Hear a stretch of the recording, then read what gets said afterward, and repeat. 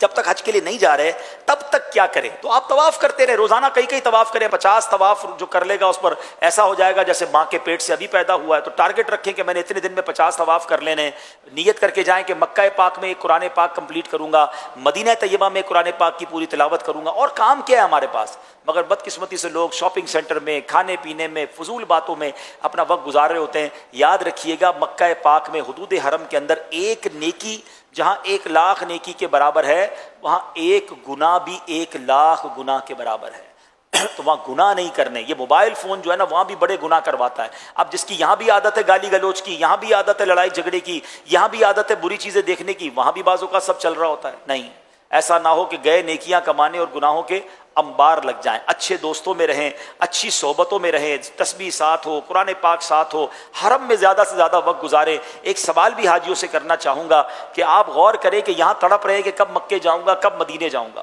اور کئی حاجی وہ ہیں جو حرم پاک میں 2-4 گھنٹے گزارتے ہیں، باقی 20 گھنٹے کہاں گزر رہے ہوتے ہیں۔ کوشش کریں روز کے 12-15 گھنٹے آپ کے مسجد نبی شریف میں اور مسجد الحرام میں گزریں، پھر دیکھیے اس کی برکتیں آپ لوٹیں گے۔ تو بہرحال یہ دن بڑے مزے سے گزاریے، عبادتوں میں گزاریے، کم کھائیے، صحت کا خیال رکھیے۔ یہاں ایک بہت بڑی غلطی بعض اوقات لوگ کر لیتے ہیں کہ اتنا اپنے آپ کو تھکا لیتے ہیں یا ایسا کھانا پینا میں بے احتیاطی کرتے ہیں کہ کسی کا گلا خراب، کسی کا پیٹ خراب۔ اب جب حج کا وقت آیا جس کے لیے گئے تھے ہیں تو اب اس میں اس سے پہلے بیمار ہو جاتے ہیں، تو اپنی حفاظت کریں۔ میں یہاں تو یہ بھی مشورہ دوں گا کہ کئی لوگ جو جبل دور پر غار ثور اور غار حرا پہ جاتے ہیں، ان کو بھی میں مشورہ دوں گا کہ حج سے کم از کم 1 ہفتہ پہلے آپ نے کسی پہاڑ پر نہیں جانا ہے۔ اگر پہلے پہنچ گئے 1 مہینہ پہلے چلے گئے الگ بات ہے، حج سے 8 دن پہلے آپ نے اپنے آپ کو سیف رکھنا ہے۔ پتہ چلا آپ پہاڑ پر چڑھنے گئے، ہم پہاڑی لوگ تو ہیں نہیں، پیر پہ چوٹ لگ گئی، کوئی ورم آ گیا، اب جو اصل کام تھا مینا عرفات جانے کا اس سے پہلے پیر ہی ٹوٹا ہوا ہے یا اللہ نہ کرے زخم لگ گیا، تو اپنے آپ کو بچائیں۔ آسان لفظوں میں سمجھاؤں، جس کی شادی ہوتی ہے لوگ کیا کہتے ہیں، یار شادی سے پہلے بھائی کوئی ایسا کام مت کرنا شادی والے دن بیمار ہو جاؤ۔ تو یہ اس سے بڑی کون سی خوشی کا دن ہوگا کہ ہم مینا عرفات جا رہے ہیں، تو اپنی انرجی بچائیں۔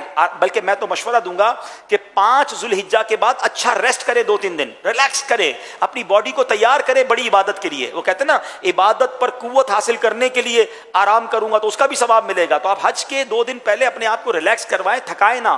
اصل آپ کا ٹارگٹ، آپ کا ایونٹ، آپ کا مین گول جو ہے وہ حج کے 5 دن ہے۔ اچھا یہاں ایک اور بات اضافہ کر دوں، کچھ حاجی وہ ہوتے ہیں جو پہلے مدینہ شریف جاتے ہیں یا مکے اترنے کے بعد ان کو مدینہ شریف لے جایا جاتا ہے، تو کوئی بات نہیں، آپ جب مدینہ شریف چلے گئے، ہاں اب مدینہ شریف سے جب بھی آپ مکے آئیں گے تو یاد رکھیے آپ احرام پہنے بغیر نہیں آ سکتے۔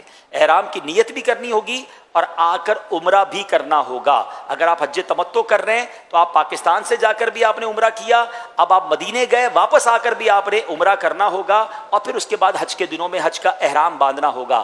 ہاں اگر ایسا ہے کہ مدینے سے اس وقت آ رہے ہیں کہ جناب حج بالکل ہی قریب ہے، تو اب آپ چاہیں تو ڈائریکٹ حج کا احرام بھی باندھ سکتے ہیں، کیونکہ آپ پہلے عمرے کا احرام باندھ چکے ہیں۔ اور کوئی پاکستان سے ہی ڈائریکٹ مدینہ شریف گیا ہے اور اب مدینہ شریف سے اس کو مکے آنا ہے، تو اس کے پاس تو تینوں آپشن موجود ہیں کہ وہ چاہے تو حج افراد کا احرام باندھے، حج قران کا باندھے، یا حج تمتع کا باندھے۔ تمتع کا باندھے گا تو عمرہ کرنا پڑے گا، قران کا باندھے گا تو عمرہ اور حج کے بعد احرام اترے گا، اور افراد کا باندھے گا تو اب حج کر کے ہی اس کا احرام اترے گا۔